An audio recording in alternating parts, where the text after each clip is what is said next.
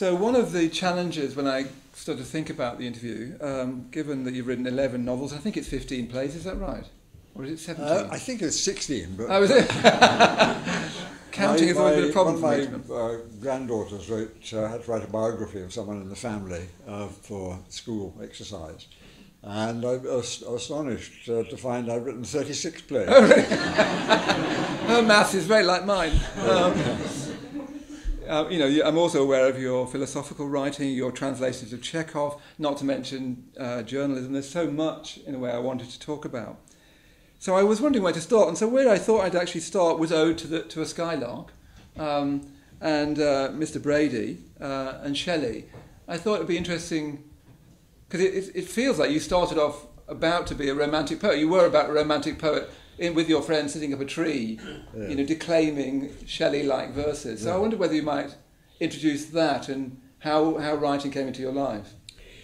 Well, I've always been writing, but I went through a rather bad patch at school when I was 13, 14, and was rescued from it by a remarkable English teacher. And he did rescue me by always marking my essays and stories and whatnot 30 out of 30, his own eccentric system of marking. Nobody else marked out of 30. He always marked 30 out of 30. Well, obviously it was a nonsense mark, but since I was bottom of the class and everything else, it cheered me up and encouraged me. And then one day, he said he was going to read a poem, and we would all have to then write a poem of our own. And what he read was Shelley's Ode to a Skylark, which I'd never come across before. And it was like being hit by lightning. Every stanza seemed to me more marvellous than the last one. And at the end, when he said, now I'm going to write the poem, I absolutely fell upon a piece of paper with a pencil and wrote my own kind of ode, also about a bird, but I didn't even have time to break it up into lines. It was a kind of prose poem, but I was just so excited. And that was the start of becoming more interested in literature. And I also had a great friend at school at that time, and we discovered poetry and literature and music together. And I owe an enormous debt both to the English teacher and to my friend, now dead, for really turning my life around.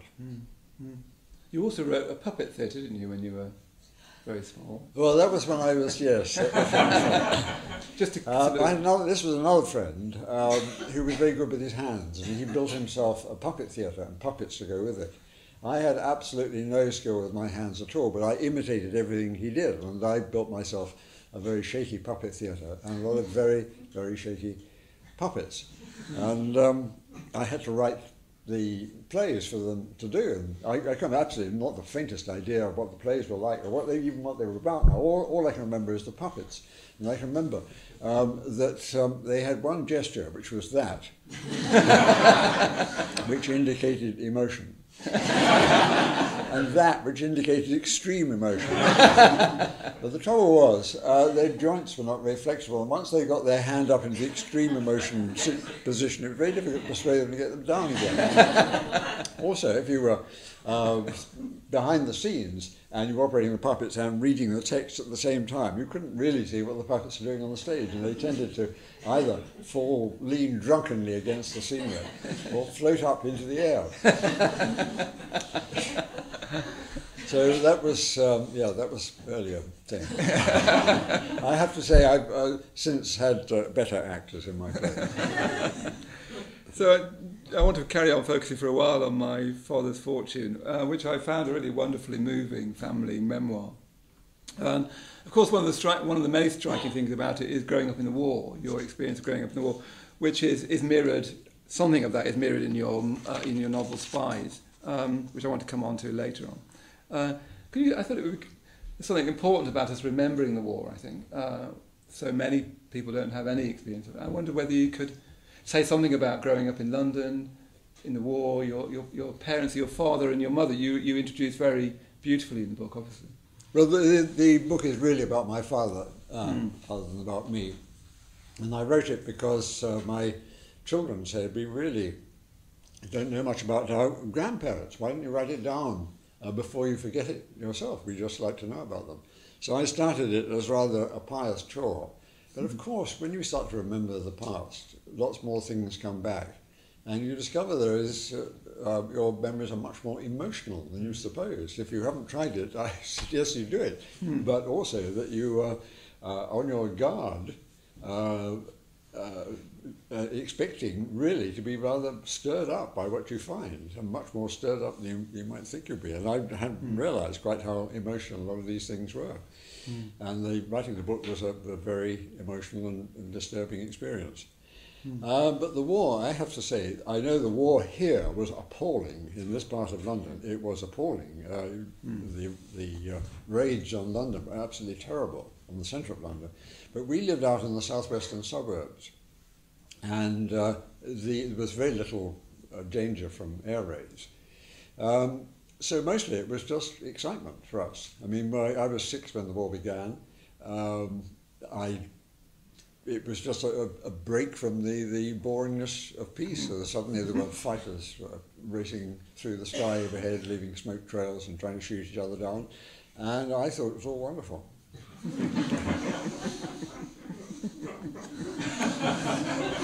But your house was hit by a Dougal-bug.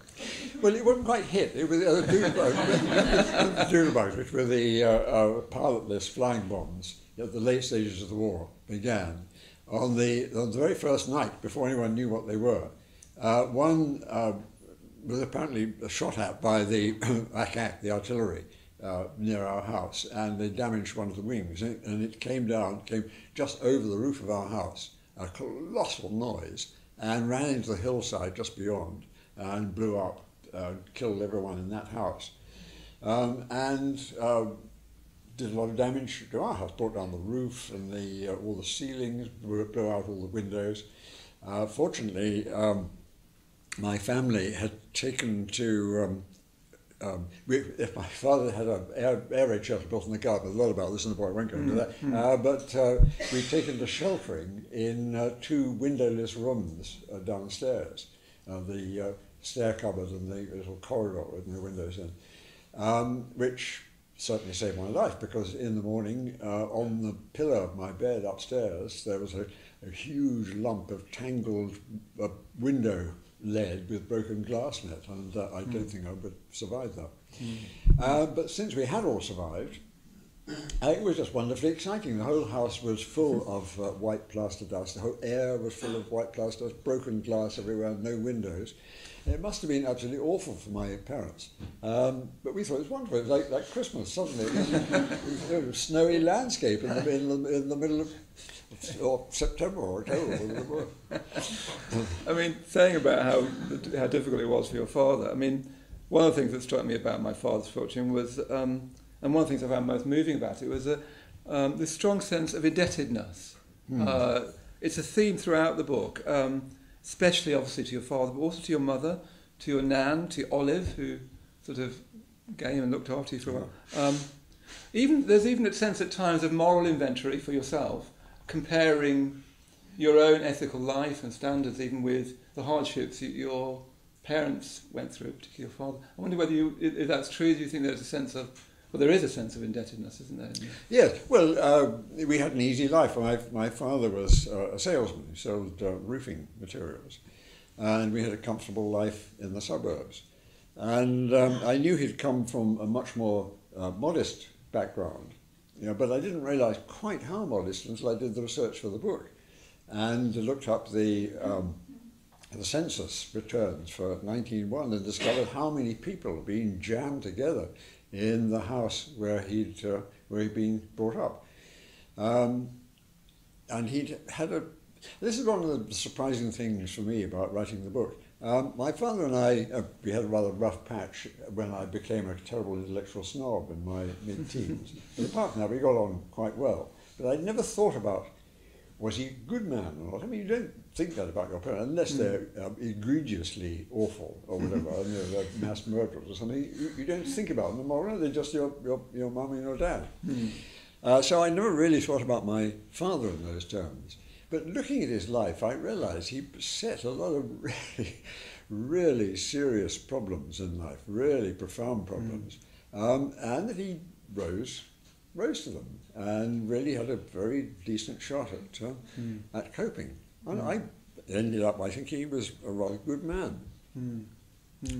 Indeed. Carrying on for just a moment with My Father's Fortune, a theme again that occurs again and again, not only in the book but throughout your work, is this matter of questioning. There are so many questions in the book. Questioning your own memory, questioning the stories you've been told, questioning the stories you tell yourself. And this questioning, in Spies, for instance, and then in things like The Human Touch, becomes a kind of philosophical questioning about what's real, what's going on, what's the truth. I know you studied philosophy at Cambridge and came to the influence of Wittgenstein, but I wonder whether you might say something about that. It seems to go very deep for you, this deep sense of questioning your experience, right from the beginning. Yes, I don't mean this questioning. I think a lot of what I've written is about how we make sense of the world around us and how we make sense of the people around us. And we take it for granted most of the time. And you take, for instance, we get a lot of our information about the world around us through our eyes, through vision. And if we've got reasonable sight, we just take it for granted that you just look at the world and you see the world. But if you think about it, it can't be like that.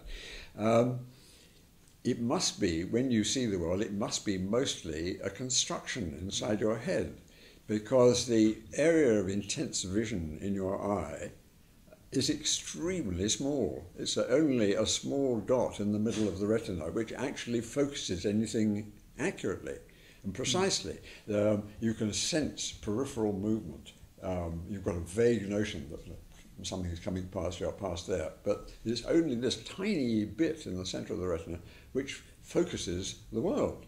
And we cope with that because the eye moves perpetually, keeps moving all the time. This little spot moves around. We see first this bit, first that bit, then that bit, then that bit, then that bit.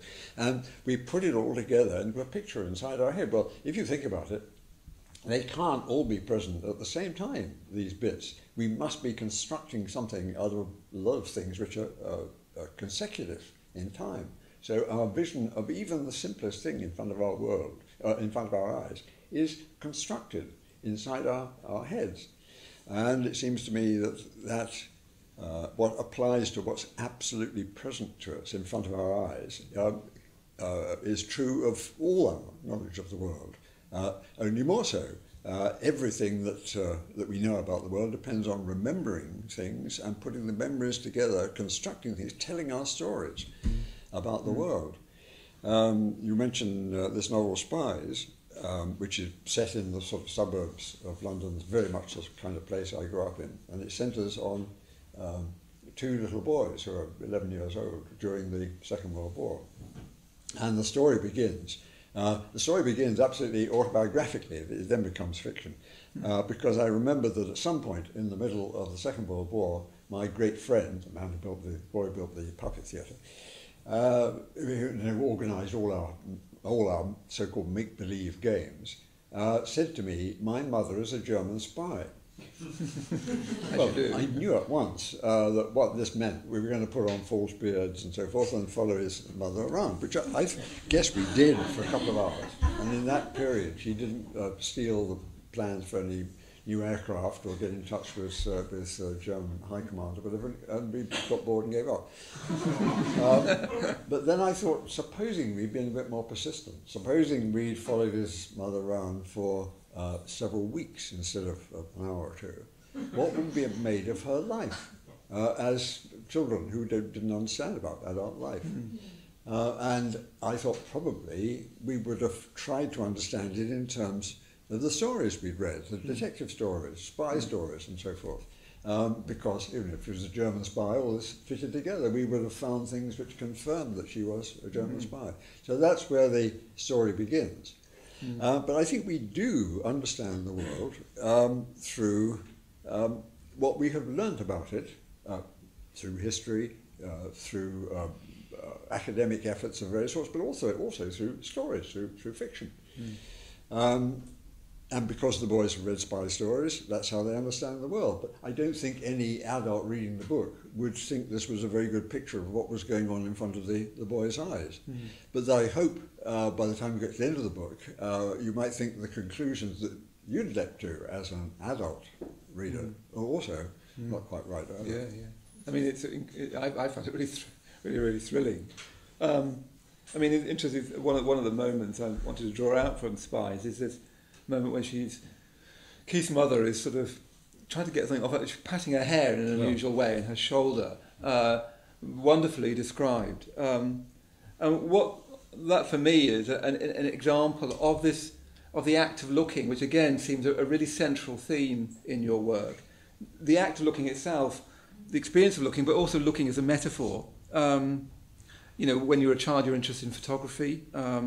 You know, you're putting those photographs up in the pink and gold room that your father had just decorated. I'm thinking of that baling twine in Headlong that it starts and finishes with. I'm thinking of how you talk about Bruegel's paintings, your father's smile. Can you say something more about it? The act of looking itself seems very important to you. Well, it's important to all of us. It is right. Unless we don't have that vision, which is an appalling problem. We do relate to the world very largely through what we see, either what we see directly or what we see in pictures or what we take in from language, either through our eyes or through our ears. They're all ways of representing the world.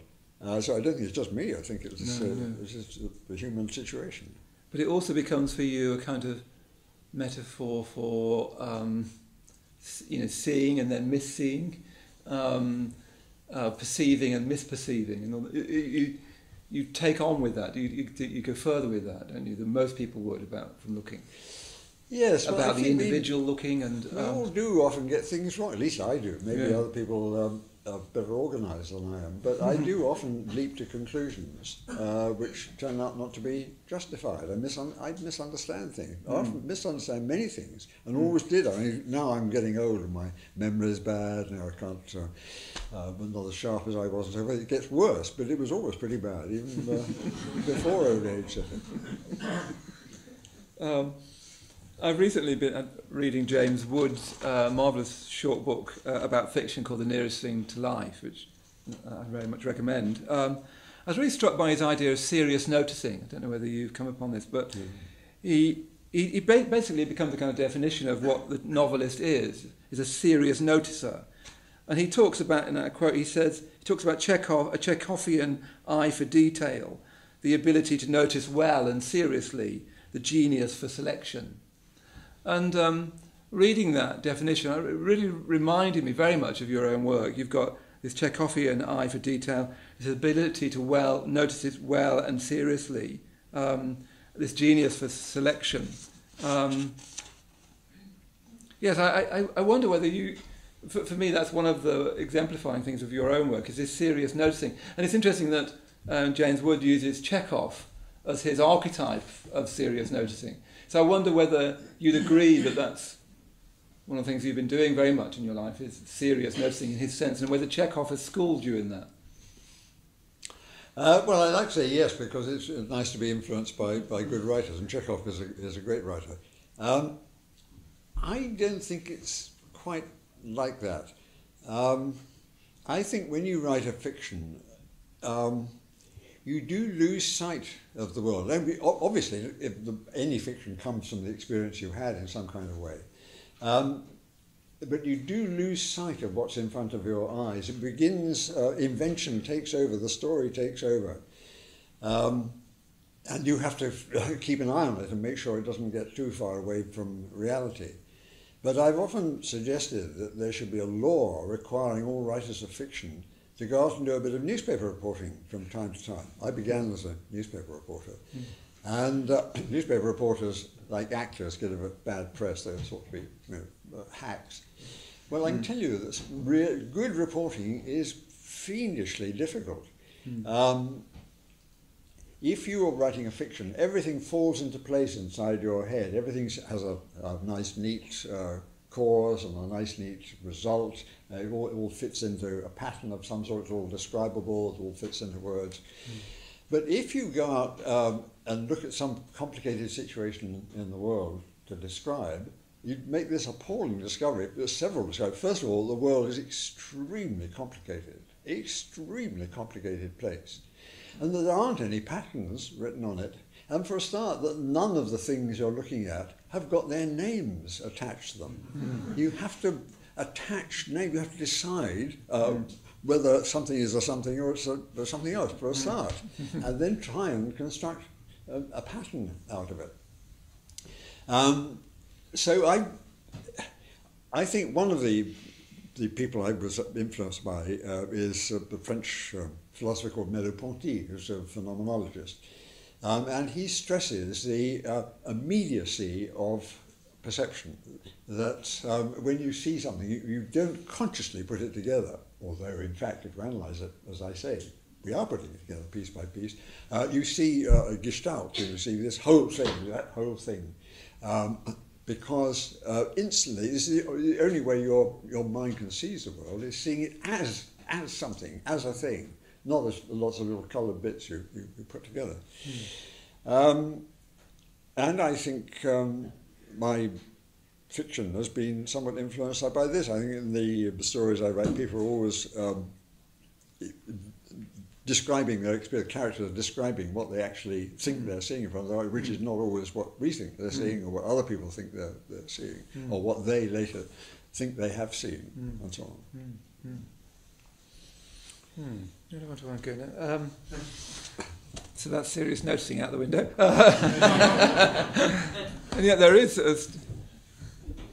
No, I won't go on about it. Well, no, it's true. I think, particularly if you're reporting something, you are trying to notice it. But it's very difficult to notice things. I mean, however hard you're looking, I mean, if I'm thinking, I've got to write an article about this occasion, I've got to describe the scene, to try and think of try and actually pick out some particular things I can use in the article is really quite difficult. Really quite difficult. And often it happens unconsciously. You go through the experience of sitting here, or whatever, or you go through the experience of sitting here looking at me, and then afterwards something comes into your mind, and maybe unconsciously you remember some of the important bits, some of the some shape which seems to make sense of what you're seeing.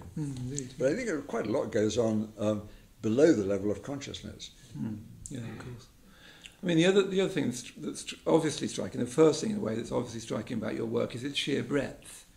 From farce to philosophy, from journalism to Niels Bohr, from short plays in Matchbox theatre, work that combines a fascination with science, a love of art and music.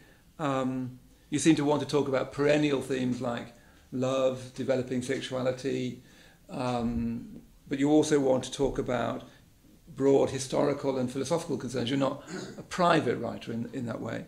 I wonder whether you could say something about the breadth of your work. I was reminded of Forster saying that you need to get everything in it. And I wonder whether you were trying to get everything in it, sort of thing. Well, I don't think so. I think different things strike one, don't they? I mean, if you go through life, and some days, what you notice is the weather. Other days you feel depressed, and another day you feel cheerful. Then one day you're absolutely struck by some piece of music, another day you're amazed at some scientific theory you read. I mean, life, as I say, is very complicated. It's got many different aspects. And it's difficult not to be struck by different things at different times. I don't think it's a very good way of making a career as a writer.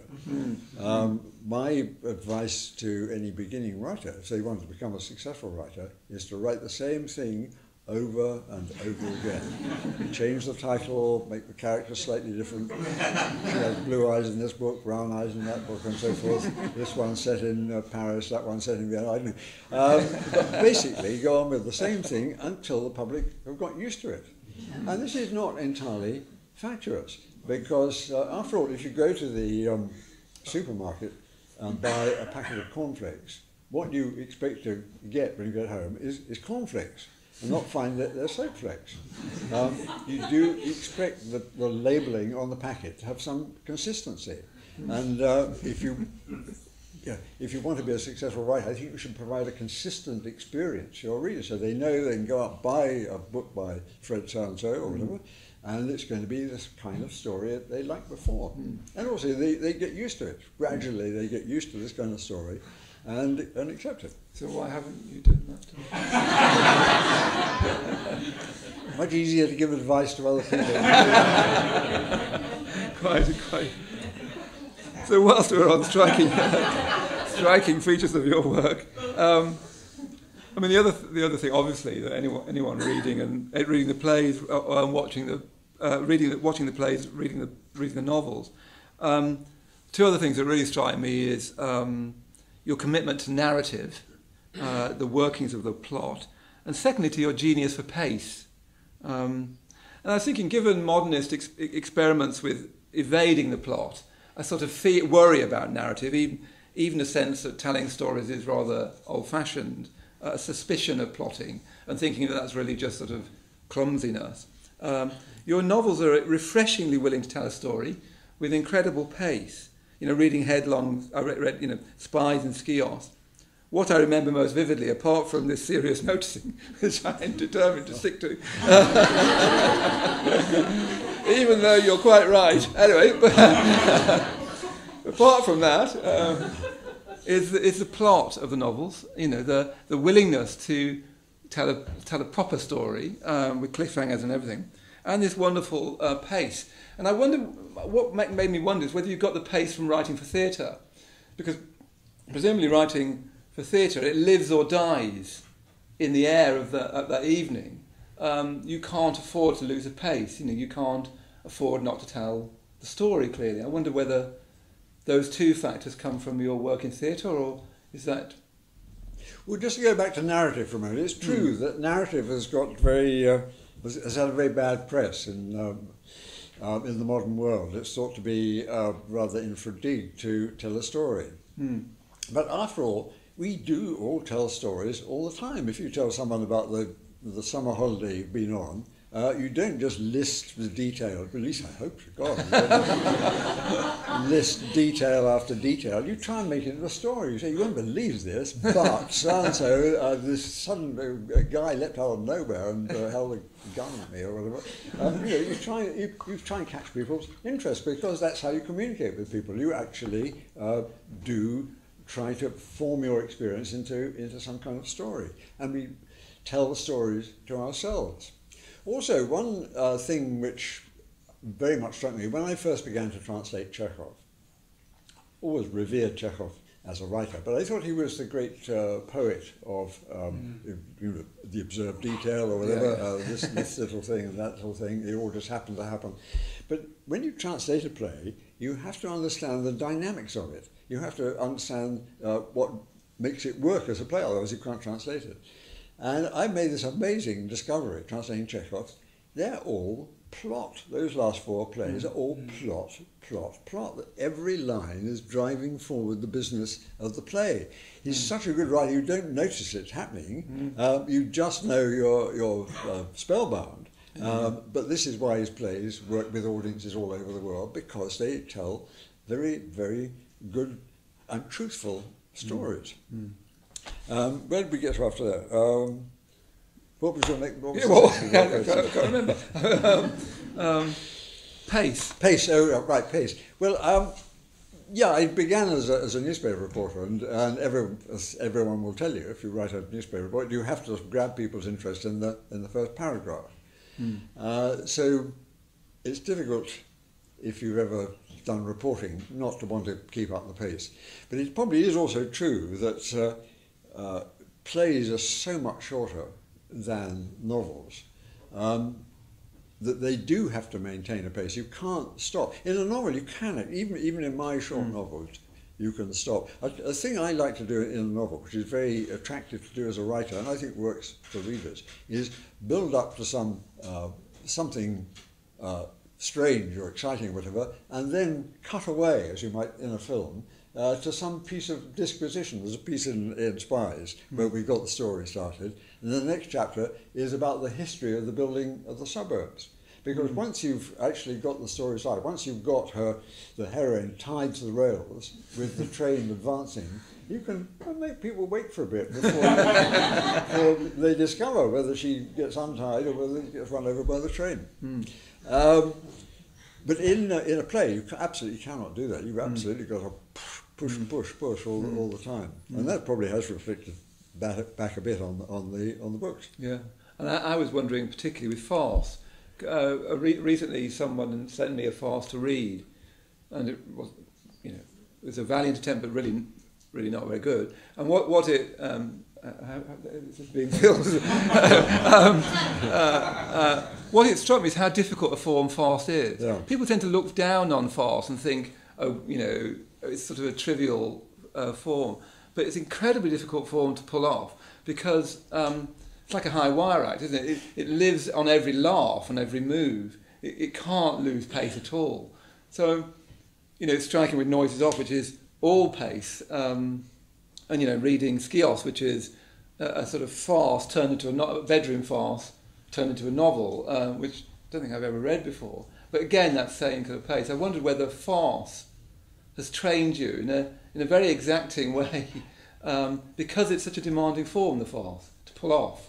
Famous story among actors about an old actor who's dying, and his friend comes to visit him, and the old actor says, "It's hard dying, but not as hard as farce."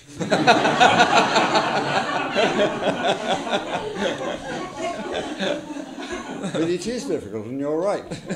You not only have to maintain the pace, to make it you have to up the ante all the time. It has to get more and more extraordinary. Yeah. And this traditionally works in traditional farce because someone gets caught out in some slightly embarrassing situation, and they tell a lie to cover this up. Well, exactly as when the government tells a lie to cover something up, it doesn't improve the situation, it makes it worse, because then you have to invent another lie to cover up the first lie, and so on, and escalating panic. And that's the traditional sort of fait d'oeuvre, French farce. Yeah. Farces are also about embarrassment, aren't they? Yes, it's particularly so. The sort of it's about being caught out in front of your peers in some situation you would not wish to be caught out in. Yeah, usually in Y-fronts or something like that. It's a tradition. But I was struck by a much more difficult form than people imagine. It is very much more difficult. And it's very tough for the actors. Noises Off is about a company of the characters are actors. They're rather second-rate actors who are doing a rather third-rate farce, and a lot of slamming doors and falling down staircases in it.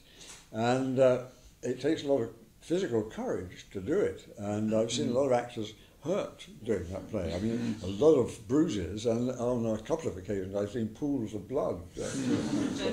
And when I have to talk to a new Noises Off cast now, which I do with major productions, I say I'm only going to say 3 words: health and safety.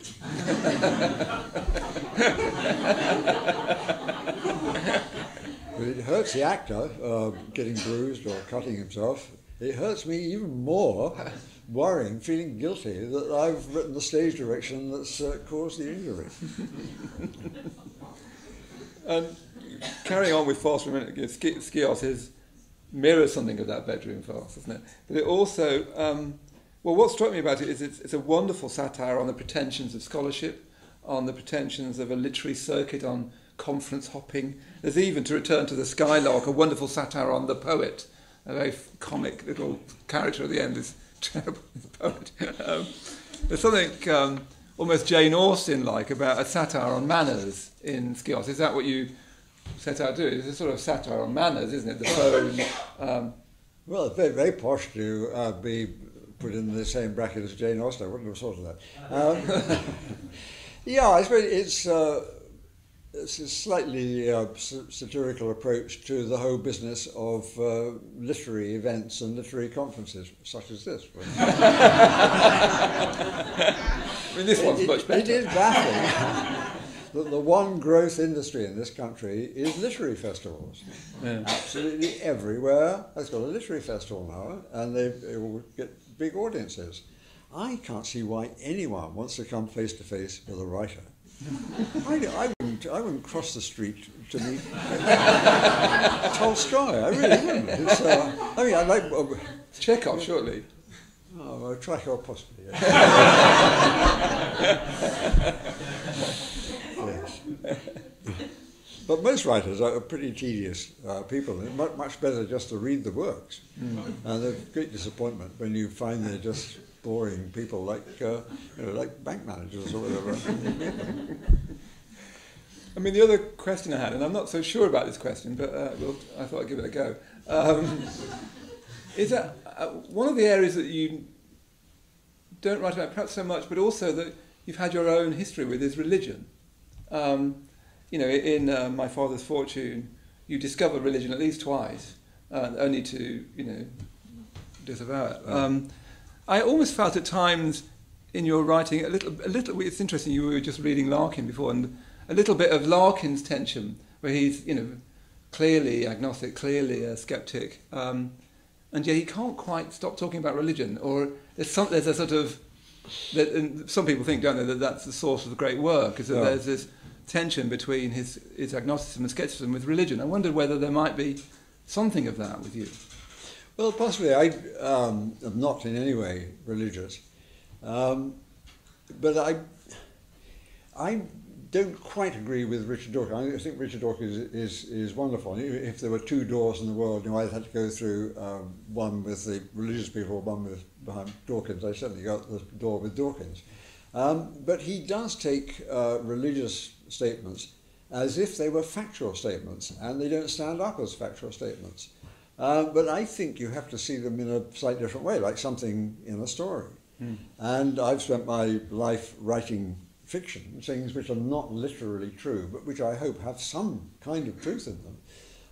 And I think in religious writing and religious practice, possibly, you can see a sort of metaphors for things about the world, but not literally factual statements. I cannot begin to understand people who claim to see some literal truths in religious texts. Yeah.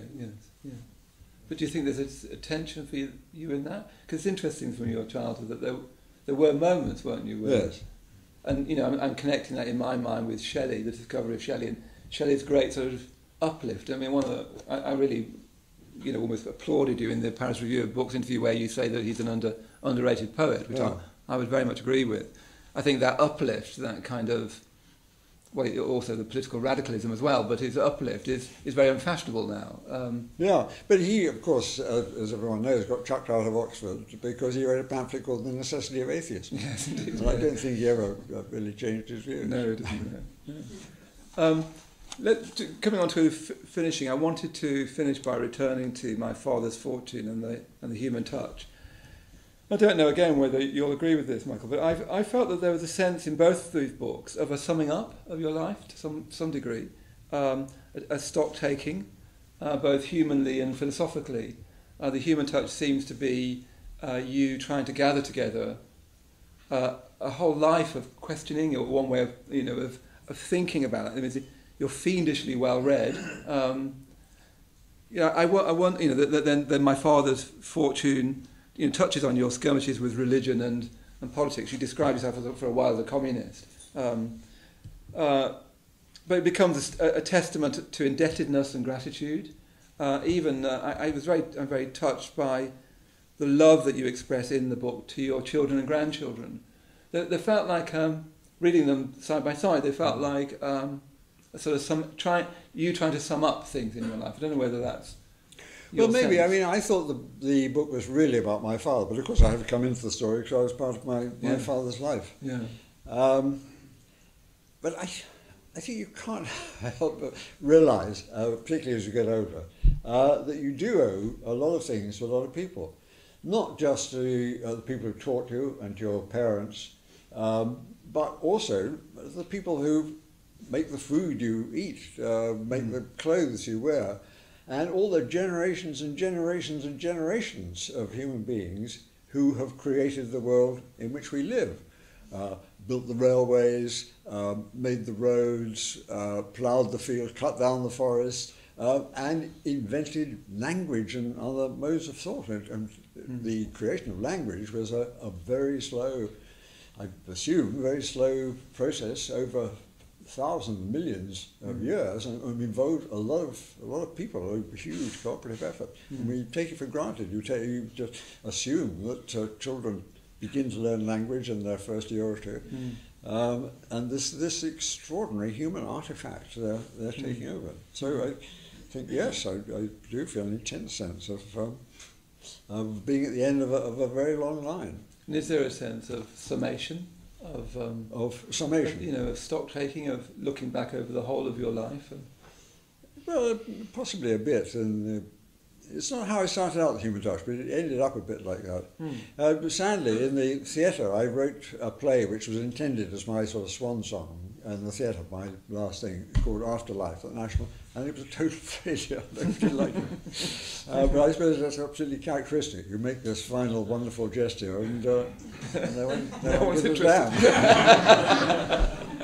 Although you've said, you know, that the flops disappear quickly, and the others stay for a long time. So what, you know, just to find as a final question, you know, you've spent a lot of your life at a desk writing, a lot of your life at a desk. You know, right from working on the Manchester Guardian all the way up to the most recent work. What has that done for you?